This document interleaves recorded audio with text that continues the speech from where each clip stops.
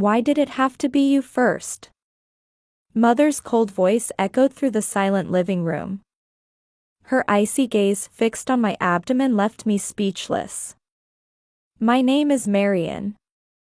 I'm a 25-year-old housewife. My sister Tara is 3 years older than me and has always been Mother's favorite.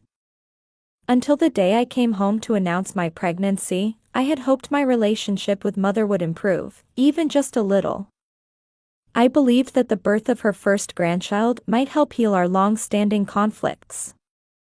When I visited my parents' house with my husband Warner, my sister Tara was the first to greet us. Marian. It's been so long, she welcomed us with her usual cheerful smile. Father was out for work but would be back soon. Mother's face was clearly tense when she first saw me. However, as soon as she noticed Warner, she put on a fake smile. Oh my, I don't have anything prepared for your visit. Just wait a moment, she said, heading to the kitchen to bring out homemade cookies. They were all sugar-laden sweets. Mother knows I don't care for sweet things. When we announced our marriage, Warner had mentioned he liked sweets, and she remembered this, saying with exaggerated concern, "Oh, that's right, Marian doesn't like sweet things, does she?" I'm sorry, while smiling at my husband. Warner tactfully replied, "Who I'm eating with matters more to me than what I'm eating." Mother just responded with a short "I see" and sat down on the sofa. Once everyone was seated, I took a deep breath. We came today because we have something important to tell you, I began, and Mother's eyes flashed sharply for a moment. Actually, I'm pregnant. A heavy silence fell over the living room. Tara was the first to react, congratulating me with a beaming smile. Marian, congratulations. Meanwhile, Mother's expression grew increasingly dark. Warner stood up and stepped outside to take a work call. Tara headed to the kitchen to make tea. The moment I was alone with Mother, her expression changed completely. Why did it have to be you first? Mother's voice trembled with suppressed anger. Before I could answer, she continued, the first grandchild should have been Tara's. Someone like you. What happened next was completely unexpected. Mother suddenly stood up and kicked me hard in the stomach. The pain was intense, and I couldn't help but scream. Mother, stop. I heard Tara's scream. She had returned from the kitchen and witnessed Mother's assault. Marian. Warner came running in. I remained curled up on the floor, enduring the severe pain. Tara immediately called an ambulance, while Warner supported me and glared at Mother. Mother calmly started making excuses. Why are you making such a fuss? She just bumped into the dresser herself. However, Tara exploded in anger. Mom, I saw you. You kicked Marian in the stomach. As the ambulance sirens approached, I was barely maintaining consciousness. Warner held my hand, whispering, "It's okay, I'm here with you." Tara was crying while restraining Mother. What if something happens to the baby? Tara's scream echoed as the paramedics arrived. As they lifted me onto the stretcher, I could feel Mother's cold stare. In those eyes, I saw concentrated all the hatred she had directed at me over the past 25 years.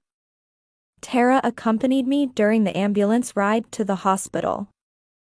Holding my sister's hand, I thought that perhaps it was time to finally end my relationship with Mother. Warner said he would follow in his car and saw us off. In the ambulance, Tara apologized repeatedly. "I'm so sorry, I never noticed." I realized anew how much support my sister had been to me all these years. The ambulance continued its journey to the hospital, bathed in the glow of street lights. Lying in the hospital bed, I recalled memories from my childhood. When did Mother start treating Tara and me so differently? I can't remember exactly when it began, but it seems like it was before I was old enough to understand. Mother was the local beauty queen and still maintains her beautiful appearance today. Tara looks just like her, and whenever neighbors would say, "You're Patricia's daughter, aren't you?" Mother would beam with pride. But I, who took after father, was always Mother's disappointing daughter. I still vividly remember one Christmas morning when I was 8 and Tara was 11. Beautifully wrapped presents were arranged under the tree. When Tara opened her box, inside was a trendy brand name dress.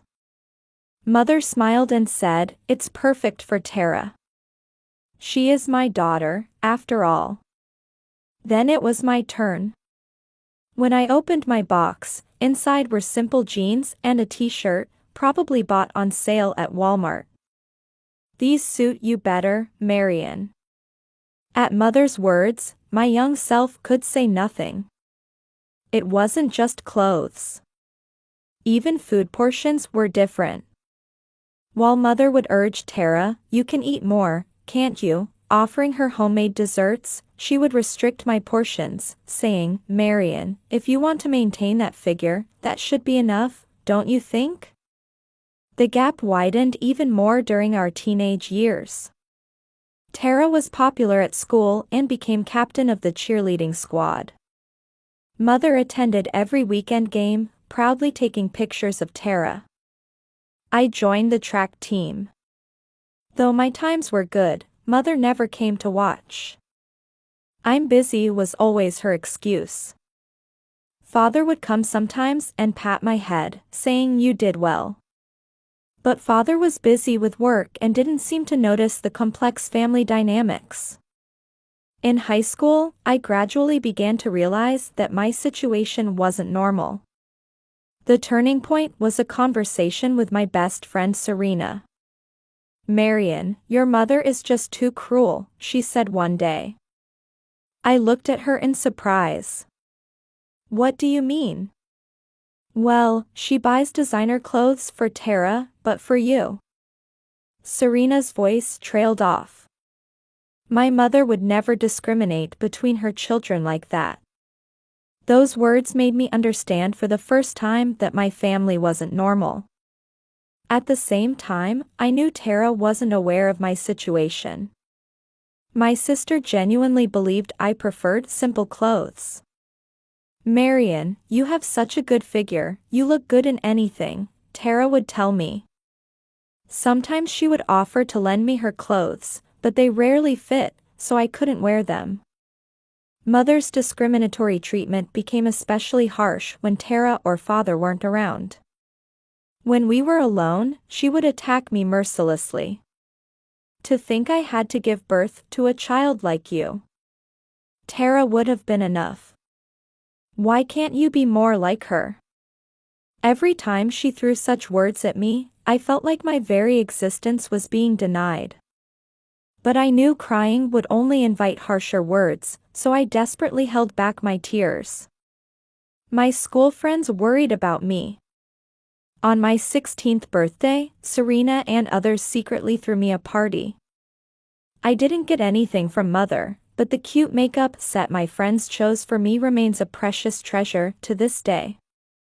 Around that time, I decided to leave home. I was determined to become independent right after graduating high school. Mother told me, "With just a high school diploma, you'll never amount to anything," but that only strengthened my resolve. Tara went to college, and Mother dipped into their savings for her tuition. "It's worth it for Tara," Mother said proudly.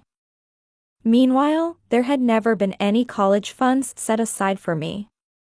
But strangely enough, this unfair situation made me stronger.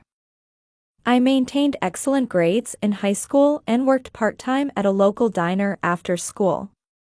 I gradually built up my savings while making plans for the future.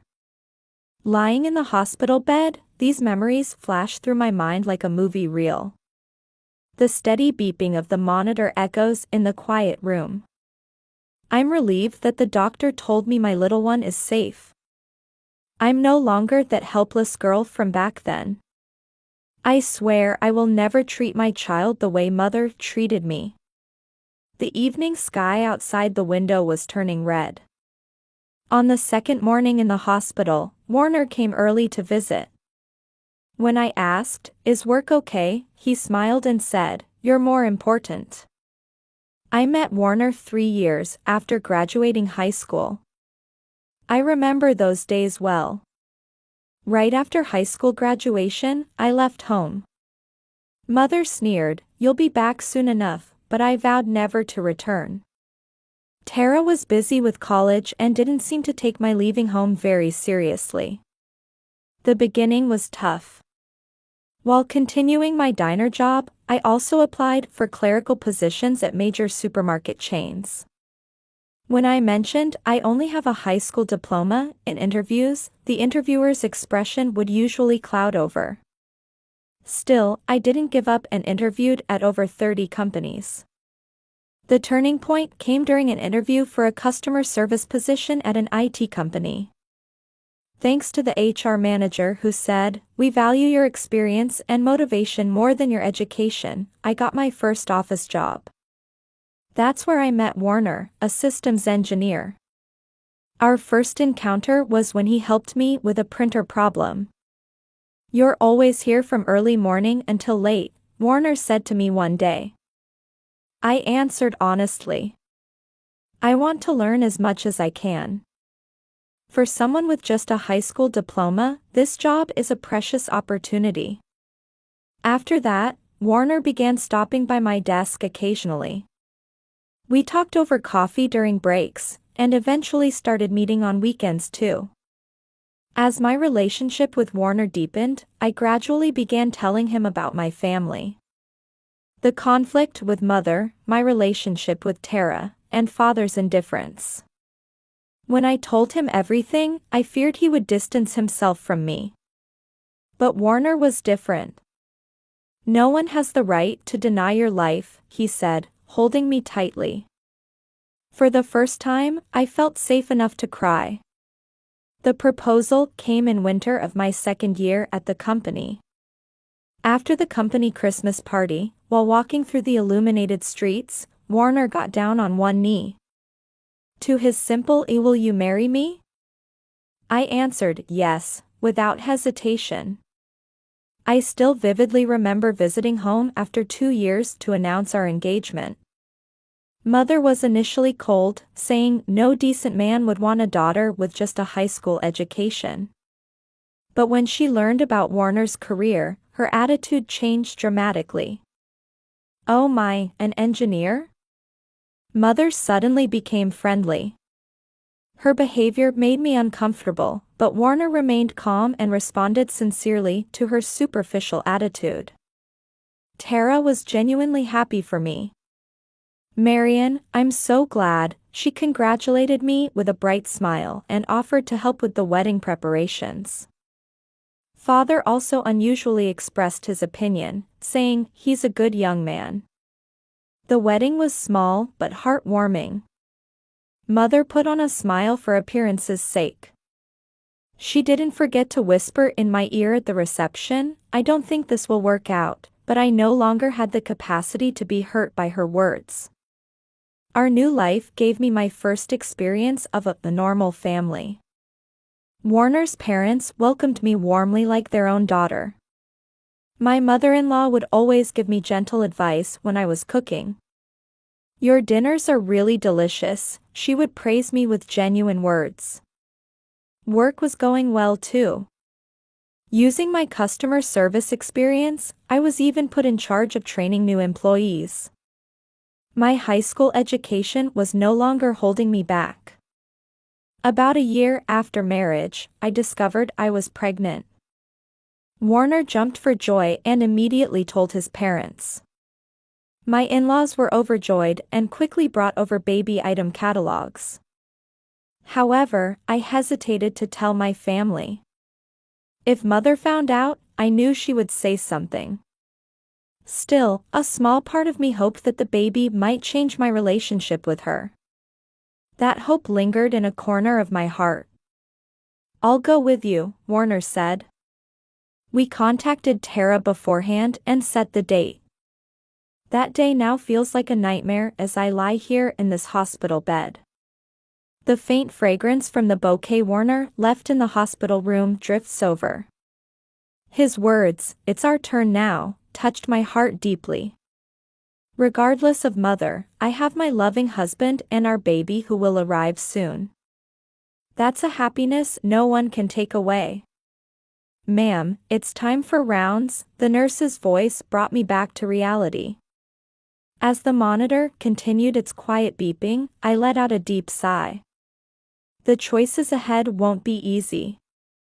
But there's no going back now.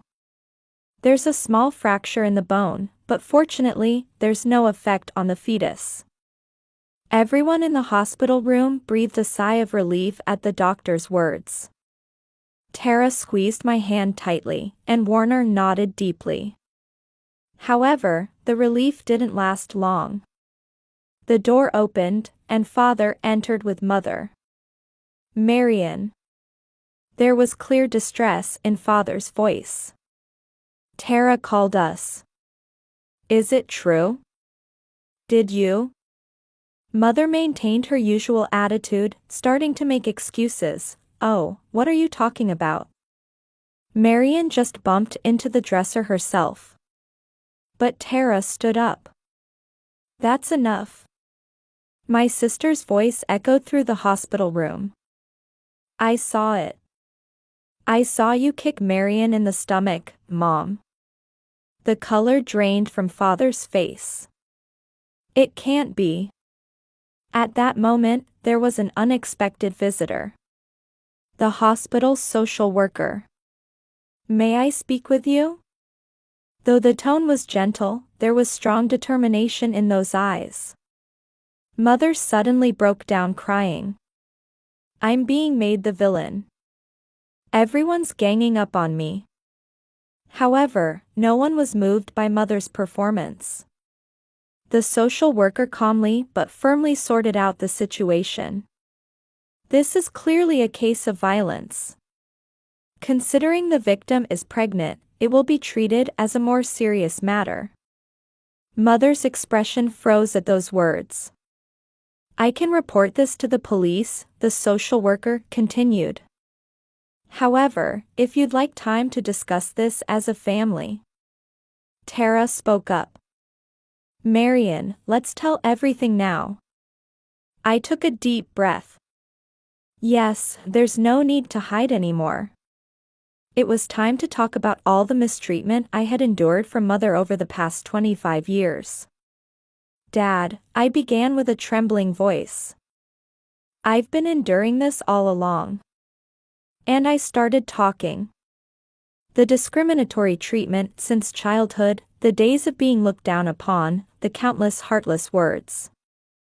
How Mother would play the loving mother when she was with Tara, but completely change when alone with me. "Marion." Father's voice was shaking. "Why didn't you tell me before?" "I couldn't," I wiped my tears. "Mom always acted like a good mother in front of you and Tara. I thought no one would believe me." Tara covered her face with both hands. "I'm sorry, Marion. I never noticed." At this point, Mother suddenly stood up and screamed. "Is it my fault? It's because she was ugly and useless. Tara was beautiful and excellent like me, but she—" "Shut up." Father's voice cut off Mother's screams. It was the first time I'd heard my usually mild-mannered father use such a tone. "You are unfit to be a mother," Father's words were heavy. "I won't let you hurt Marion anymore." The social worker quietly began speaking. "In this situation, I recommend applying for a restraining order. Also, counseling." Mother suddenly lunged at my bed. "You ungrateful child. After I raised you." Warner and Father quickly restrained Mother. Nurses rushed in, and the hospital room was temporarily in chaos. That evening, Father announced his decision to divorce Mother. "Marion, I'm so sorry. I should have noticed." The police began investigating Mother, and a restraining order was issued. Mother went to stay with relatives, but she continued sending persistent messages saying she would never forgive me. Tara visited my hospital room every day. This time, I'll properly watch over Marion's new life. During my hospital stay, Warner's parents visited frequently. My mother-in-law would bring homemade soup and say, "You're our precious daughter." On the day of my discharge, my doctor placed a hand on my belly and said, "The baby is healthy. They'll surely grow up to be strong."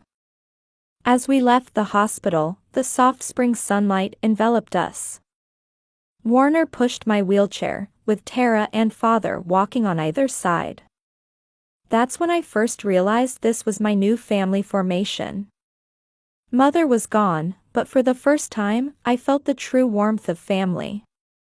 Before getting into the car, Father hugged me. "From now on, let's live as true parent and child." I nodded. The long winter was over, and a new season was beginning. "Marion, just one more push." I gathered all my strength at the doctor's voice echoing through the delivery room. After 16 hours of labor, our child was finally about to be born. I can see the baby's head. Warner squeezed my hand tightly. Tara was crying while rubbing my back. Then, a strong cry filled the room. "It's a girl. She's a very healthy baby." Tears welled up in my eyes as the nurse showed me this tiny life. Her small red face, her tightly clenched fists. "Nikki," I whispered. It was the name Warner and I had chosen earlier. Father was the first to see the baby in the waiting room. "She looks just like you did when you were born," he said with tears in his eyes. 3 months have passed since then. The last contact with Mother was a voice message she sent while I was in the hospital. "I'll never forgive you. You made me lose everything." I heard she moved to another state after that. I probably won't see her again. Still, sometimes when I wake up in the middle of the night, I think about her. Not with hatred or anger, but as a woman who somehow lost her way and her ability to love. "Marion, I think Nikki's awake.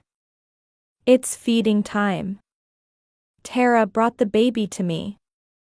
My sister moved to an apartment nearby and visits almost every day. "Hey, Marion," Tara smiled gently. "Nikki has the same colored eyes as you." Indeed, Nikki's eyes are brown like mine. But her smile is just like Warner's. Father recently decided to take early retirement. His reason was, "I want to watch my granddaughter grow up." He comes every weekend to check on Nikki and holds her for hours. "Marion," Father said to me one day with a serious expression. "You've done so well. You've become a wonderful mother." Those words brought tears to my eyes. Words of approval I had longed for all these years. They had a warmth that seemed to heal all the past wounds. Warner's parents treat Nikki just like their own grandchild. My mother-in-law made hand-knitted baby clothes. "You and Nikki are our precious family." Parenting isn't easy. There are nights when we can't sleep because of crying, days when we worry about her health. But someone is always there to help during those times. "If you ever need anything, just let me know," Tara often says. There's no more pretense in my sister's words. I've started attending a support group too. I meet other mothers with complicated family relationships, and we share our experiences. We listen to each other's stories and encourage one another. There, I learned that I'm not alone. With everyone's support, I've become stronger. I was able to share my experience for the first time at a recent meeting. On the day Nikki turned 6 months old, we had a small celebration. Father, Tara, Warner's parents, and close friends were there. The room was filled with smiles and warm atmosphere. "Hey," Warner whispered to me. "Are you happy?" The setting sun through the window gently illuminated Nikki's sleeping face. Tara and Father were chatting happily, while my in-laws were taking pictures. "Yes," I smiled. "Very. I won't let any dark shadows fall on this child's life. I won't repeat the mistakes Mother made. I'll give Nikki unconditional love." As I made this vow, Nikki reached out her tiny hand toward me. The gesture seemed to say, "It's okay. A new morning is about to begin. Maybe this is where our real story starts." Outside the window, the spring breeze was gently swaying the trees.